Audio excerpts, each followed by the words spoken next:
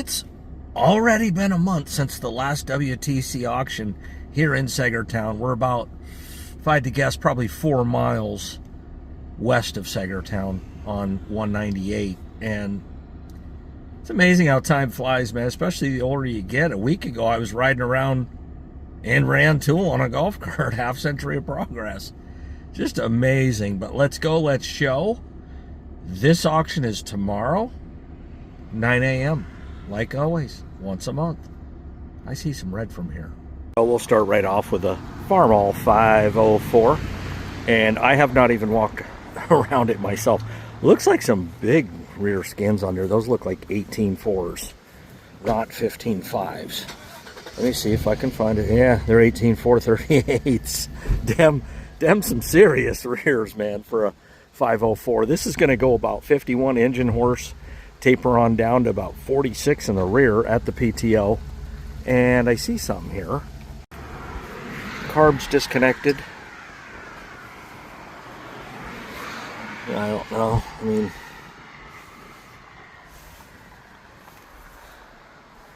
not much about it. We're a little bit weather checked there, but yeah, jeez. Big old suckers, man. Looks like a Cat 1 balls right there. 540 a remote.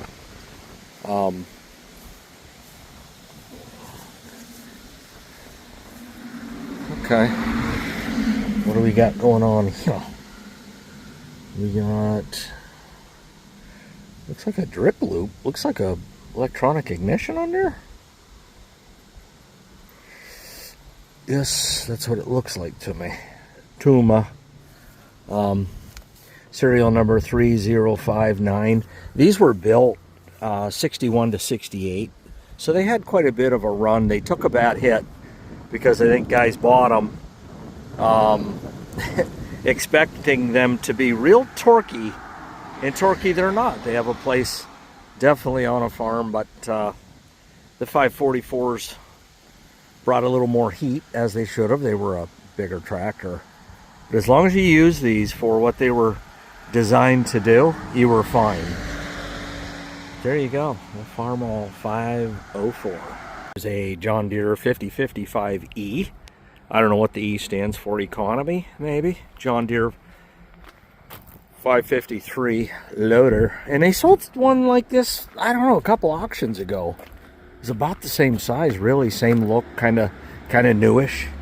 And they brought pretty good money. It made reserve, that's for sure. There you go. Got a case here with the chicken roost steering. And selling no reserve. White tagged. Looks like a Delco distributor on there. I don't know. I wouldn't be surprised to find out it runs. And we just saw one of these at the Erie County Fair pull and win its class. I don't know. Is that a vac? I don't know. Little gear drive Power King here. I've seen a few of these sell over the years, that's for sure. Not often, but they've sold. And what's that? 24.18. There you go. Well, a Farmall A. One of my viewers got a hold of me and says, your A's back at the auction, huh? No, this isn't mine. But it's a decent one for sure. New skins, front and rear. I mean, those are like paddle wheels. No question. Steers are really nice on this. Get you a Farmall emblem. You can get one of them online, screws right in. Still 6 volt, that's fine. I can't completely blame guys for doing this. Those battery boxes don't really make the battery fully accessible. You know, I tore mine down. You gotta, I took all this stuff off of here and I was able to access it pretty good, and then put it all back together. Bowl looks clean and kind of newish. Yeah, just walking around. I mean, okay, so there is some weather checking on this side. That side's new, which is your plow side. Oh, this is something you don't see terribly often on these, is drawbar. And if you are going to pull and plow, you do want to pull from underneath the tractor. I was plowing from back here with the Little Genius 2 bottom. Yeah, the 2 bottom. I don't know, is that an overrun clutch? Yeah, I think it might be. Doesn't have the, should be a set screw right in there, but yeah, the one thing I did, oh, and here's the serial number if I can read it. 206486, and mine's a 47. That's the last year they made these. And same thing now.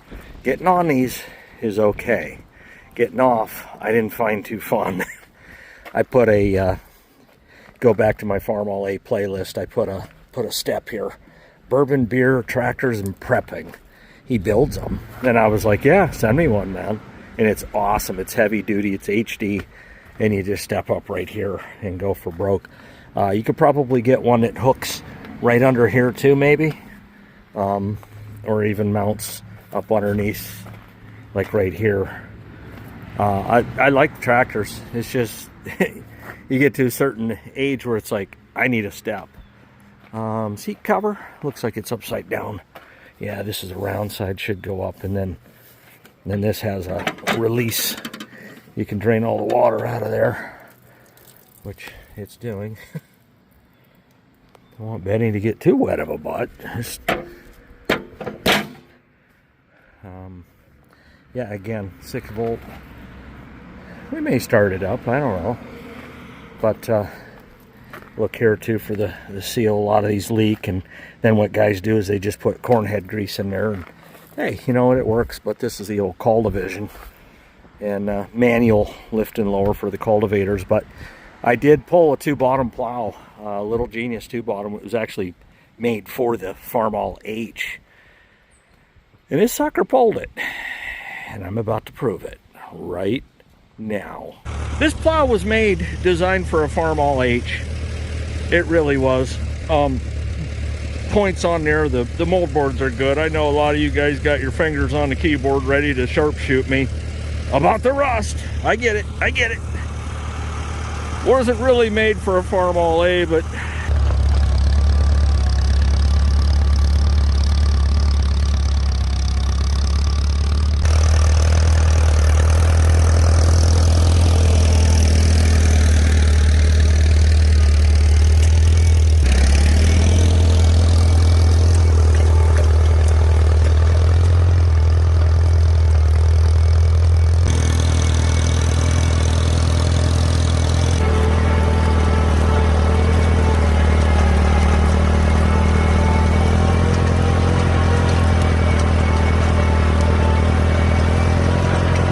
if it's blue, it's for you. Here's a 4600. Gosh, 60 horsepower at the engine. Do believe. This side here, skins look good. Definitely. How'd I come up with 60 horse? I just took away the 4, took away the 0, and 60 was right in the middle. I took a Sharpie and just circled her. You know, that's what you do. Got the ROPS up top. I think that was a 4610 earlier we saw sell a few videos ago. But yeah, steers look good. Goodyear in the rear, 750 16 SLs, and these look like 28s. Oh, they might, 14930s. Okay. And I don't know, these are pretty good machines here. And then yeah, and then the 4610 would have been after this model. But yeah, Cat 2 in the rear. Oh, dual remotes, 540. I smell paint. And these are okay too. A little bit of weather check, but I could run those for years myself. Spin outs, you know, spin on, spin outs, and spin on. And yeah, selling with reserve. I don't know, man. You know, I'm guessing the PTO probably tapers down to what, 50 horse, 52, right in that range. But there you go. Now the Challenger's here for round 2. It's got the side mower there, real nice for ditches or pond edges or you name it. Use your imagination. But yeah, little Challenger MT 455B and a massive platform on there, man. You can square dance on that sucker. Yeah, we'll see. And then there you go. Looks like Cat 2 in the rear. And double remote. It's a pretty nice machine, man, really. You had a big lake or something you need to mow, this is it. One tractor, one job. Little John Deere LA. We saw a couple of these sell at the Crowell's Mills auction. And one guy, I can't remember if he hauled it home in the back of his Ford Ranger or what, but it did go in the back of a pickup truck. That I will tell you. And I will also add that these are new steers in the front. Yeah. The John Deere guys, LA, Los Angeles. Just a Nancy Pelosi special, John Deere style. There you go. Looks like a set of 10-footers selling with reserve. Cylinder there. Hoses look okay. Implement tires on both sides. Notched in the front. Smooth in the rear. You know, you get your notch aggressive. Finisher off. Yeah. Can't tell you what kind it is. I can tell you what it's painted like, though. Leave a comment if you know. On race day, F-150 XLT, selling with reserve, and the one thing that you check here in PA, the corner of the window. That's good till. So this is 226, so that means March 1st it would actually be due. I don't know the miles on it. Maybe it's open. Probably digital anyways. Even if it, yeah. No, we got 92945, so 92,000 miles on it. I mean, this be a good farm truck. You know, deer hauler, feed hauler, throw feed in the back and roll. You know, got a little bit of surface rust here, but good grief, around here you're going to have that. You got to keep these things completely painted and undercoat, or they rust. Salt belt. Look like a bad little trailer. You could definitely haul a cubby on it, with reserve. Tires look good. I mean, yeah, it's okay. The deck's presentable for sure. Yeah, that's your cubby hauler right there. Probably 3 to 3,500 pound GVW. I've had a couple companies kind of sponsor me, I guess, temporarily, and I've done a lot of previews and reviews on these electric bikes, these e-bikes.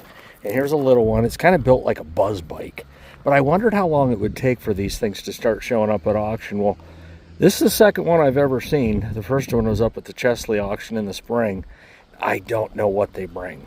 You know, one like this, I don't know. Could be first generation. The battery's out of it.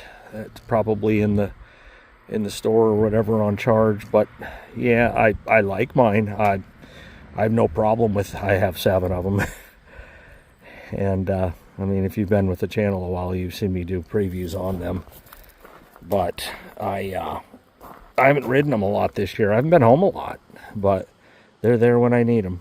You come down to WTC, you never know what you're going to run into. This thing's cool as a cat. International Harvester 158 freezer. I mean, boy, for a collector, this is a must-have. And there you go.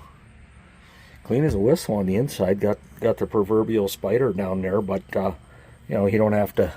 He can be evicted. Check that out. This is just neat. You know, they made just about everything: hammers, freezers, tractors, trucks, you name it. Oh, archery season's right around the corner. I hate to think of it being around the corner, but doesn't matter what I think, it's still gonna get here. It's a nice blind. Nicely stained. Looks good. Green roof. Selling with no reserve, so this is gonna move. See if we can get in her. Oh yeah. Enough room in here for a couple of guys.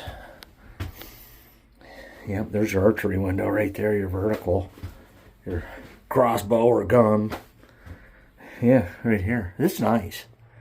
Yes, sir. Got some, okay, I don't know, I don't think there's bubble wrap necessarily, but this would keep you out of the wind and high and dry. And let's hear this. Yeah, you'd have to, for archery, you'd either have to have it opened already, which wouldn't be necessarily lock your scent in, but maybe just kind of don't have it to where you, set it like that, and then that way you don't have to move it very much. You could, you know, big Bucky's coming, Bucky Phillips. Remember Bucky Phillips? And then you just kind of let her open, and good grief, you could sit back here, but these are tinted, so they're not going to catch movement per se. Although I've got some 8, 9, 10-year-old does that, yeah, they catch everything. Blade of grass is out of place, they know, but this is nice, man. I would bid with confidence. Here you go, for all you Steelers haters. I had to buy this and make all my Steeler hater golfer buddies ride in it. Electric. Looks good. Cars and Carts. 330 sets out of Ohio. Maybe originally Ron's. Yeah, you got the rear seat, but I'm sure it comes off of there. You can throw your clubs right there. I don't know. You know, there was a time and a place when I probably would have been a little more geeked about it, but yeah, too sweet if you're a diehard Steeler. Hey, Steelers fanatics, there you go. There's another golf cart, Easy Go, green, number 38, rear seat, selling with no reserve. They're gonna move it. I don't know, what do you say, 10-foot column mulcher? Truck tires, decent skin on there. Shovels are missing off the seat tines, but yeah, decent for small fields or food plots. Talk about making your red neighbors jealous. This thing is spit shining, polished to the nines. Looks like a front windshield there, but yeah, this is clean. We saw one at the last auction. It was kind of that two-tone like fade red, but this is really sweet, man. The light up front there. Eesh. Push to choke. So we got a gasser, Senator Sassy Sasser. This is nice. This is nice, and yeah, it'll be toward the end of the auction when it sells, but there'll be about 3-4 people bidding on this. I guarantee it. And my guess, oh, comes with the golf ball. What's it going to go for? I'm going to say $2,500. Well, how many Cubs do you think I could fit in a 12 by 32? I don't know. Even Super C's up in here. This plywood flooring. I don't know how thick it is, but it is definitely plywood. Yeah, you're a ways back here. 12 by 32. What I need to do is get a place leveled off and come down here and have a bidding war and maybe win it and have it delivered and slam her down on my leveled spot. Yeah, this would be there you go, with an 8x7 garage door. 40-year metal roof, so that should tell you the gauge. But yeah, too sweet. Farmall special. International planner, it's got the plates there for it. You tell me the model, and that'll help me in the algorithm. Now it's time to fire up the old 504 with the 18438 rears. We're gonna see her run. Wow, wow, that was turnkey. I mean, he didn't even hardly touch it, and it went right now. Sounds good. It actually looks good. Little 4-banger. You know, for you guys, non-international guys, I mean, generally you can go, you know, 50 horse, 4-cylinder. Well, there you go. Those are some of the things that caught my eye. Let me show you what I did to the Farmall H. Or somebody did. Tuned and timed with an oil change. She's running again. Well, the H got a tune-up. Pretty much everything. Same cap, though. Imagine that the new one ordered didn't fit quite right. New wires, plugs, points, condenser, rotor, coil. Yeah. And now oil change. She black. Some of that's out of the 400, but yeah. Just let her drain out. Use this tractor a lot, actually. You wouldn't think so with all the other tractors I have, but I just do. Certain tractors just are handy and you hop on them and go, and I'd say the next most used would be probably one of the Cubs. Then after that, maybe Super C. Going with the T1 Rotella, straight 30 weight, low ash. I don't believe this has had an overhaul. Needs an overhaul. It's needing an overhaul probably for 30 years. But at least it's got a tune-up now. Doggone it all.